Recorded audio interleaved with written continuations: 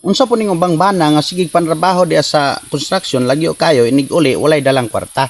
Kay giuna ang sugal og inom.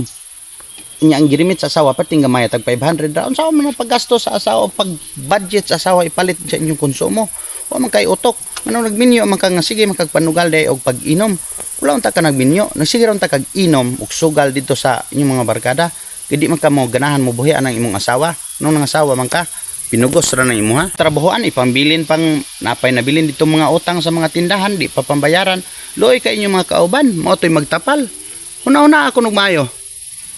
Gamitan na inyong utok unsa mo? Di man mo kasabot. Gipadungog-dungog na magmayo diha. Di pagyapon mo kasabot perti inyong pagkabugua. Una-unaan niyo ba? Tarungan niyo ang kagalingon ba? Arong ganahan na inyong mga amigo. Mo nagsaling naman magmayo. Mga asawa gabagolbol nagmayo kay wala mo gikarimit. Nagsigir mo pagdungol-dungol na inyong ulo, mura mo sikinsa. Ganahan pa na mo tabang nyo na inyong mga silingan diha nga perti mo yung banlunguna. Mayo ra mo sa pasikat, sige magsugal diha. Nakaingon ang mga ubang tao nga kwartahan mo kay sige sugal daghan kay suroy-suroy ra. Pero pag uli sa balay perti ding gubuta. Giaway og mayo sa asawa kay wala nay kwarta. Ang mga asawa perti nang luoya, yat-yat na kayo. Perti nang niwanga, wa nay klaro, murag wa nay kapasikse, wa ganay kapalit og pulbos. Ikaw nagsigira kag sugal-sugal, sigira kag inom-inom, red horse pa ka. Mahal kay ang red horse. O nyag papaliton kag sudan nga isda, magbagolbol kay pati mahala. Papalito bugas, bagolbol kay mahal ng bugas. Pero red horse perti bratuha. Naunsa ko ka? Analyze ako nung mayo, i-balance ba? Balance ang kinabuhi ba? Mapalit gani kag mahal nga red horse, kinang mapalit po kag mahal nga sudan para mabalance ang imong asawa makatila og lami. Kay mahal-mahal man imong ipang mga ininom dito ug mga kinaon. Sige pa kag snack, mahal po kag sigarilyo. Nya imong asawa unsa man? Wala man ay laing gikaon imong asawa, puro sa man bugas. Kanon ra man og bulad. Wala man nimo palitin ng mga laming sudan. Wa ganin mo palitig sinina guro kada Pasko. Wa ka karegalog sinina ana.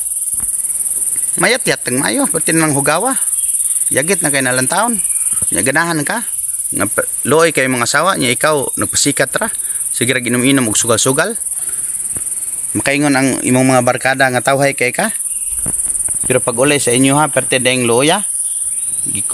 Kulamot man inyong naong. Ulo pud kol. Unsa man ka? Nagpabadlong naman kag mayo sa imong mga ginikanan. Abi nimo permanente ning ginikanan nagkagulang biya na sila. Anya ikaw nagkagulang pod. Nya sige ra kag pabadlong diha. Ang imong asawa sige rag hilak.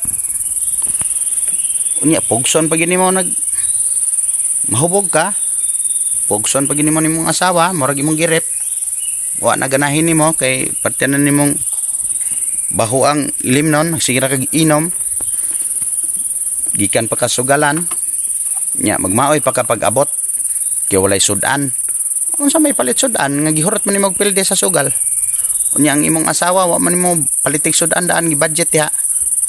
Wala man nimo hatagig saktong kanang allowance. Ya karon magpasuko-suko ka. Loy ka nga lood.